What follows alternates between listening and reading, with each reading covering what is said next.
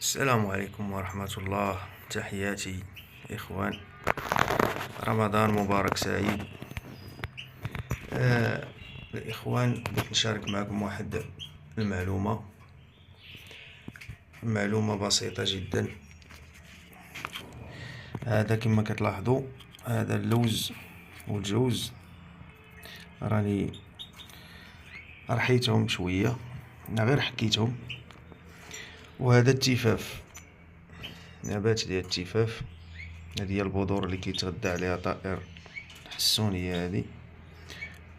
هذه دابا ملي كتوقع عليها بحال هكا، يعني كتولي ناضجة، هذه كاللوحانة بحال هكا هنايا في شي إناء بحال هكا باش كتنوض. ماشي هذا هو الموضوع ديالنا.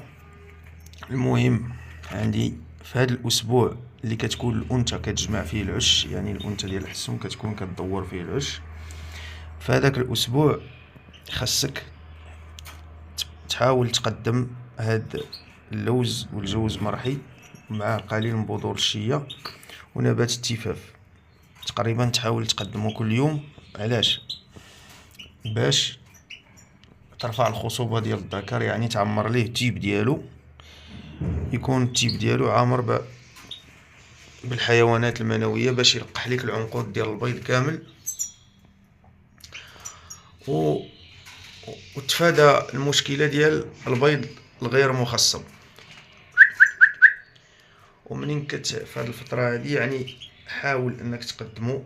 هذه هي الفترة اللي كنصح بها انا على حسب تجربتي، انك تقدم هاد الجوز واللوز مع قليل من بذور الشيا والنبات ديال التفاف في هذه الفترة هذه، باش الذكر كيلقح الانثى وكيكون عنقود البيض كله مخصب. يعني هاد اللوز والجوز راه كيزيد من العدد ديال الحيوانات المنوية عند ذكر الحسون. وتحياتي الإخوان.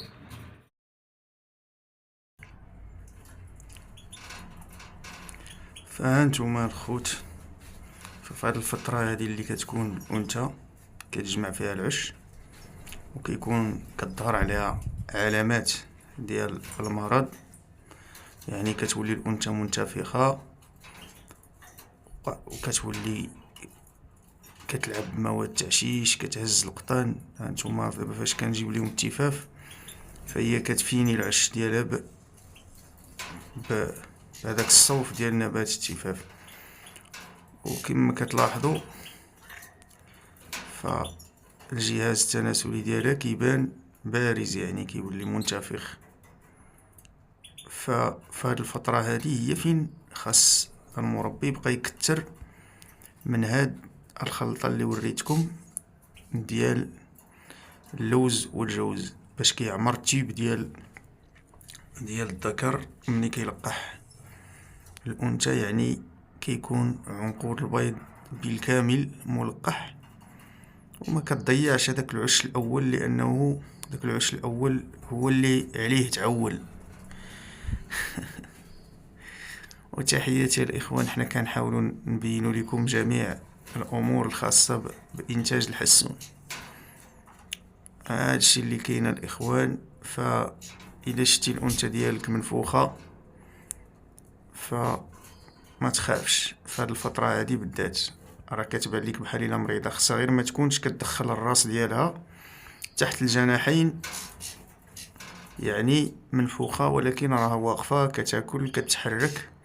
فهذا امر عادي، ما تحتاجش انك تشدها ولا تمشي تقلبها ولا تصدق خارج على الانثى.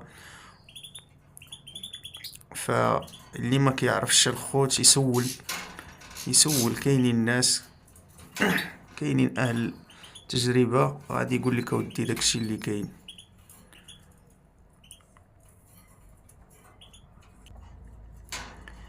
وانا كما كتلاحظوا راني درت ليها عش داخلي وعش خارجي، وهي راه مشات لهداك العش الداخلي هو اللي كتبني فيه. وانا في هذه الفتره هذه كنحاول انني ما نصورش، يعني كنحاول نعطيهم اتساع نميك عليهم باش نخليها على راحتها، ما نديرونجيهاش في هذه الفتره هذه ديال التزاوج. المهم نتمنى تكون المعلومة وصلتكم، وتحياتي لكم والله يوفق للجميع يا رب.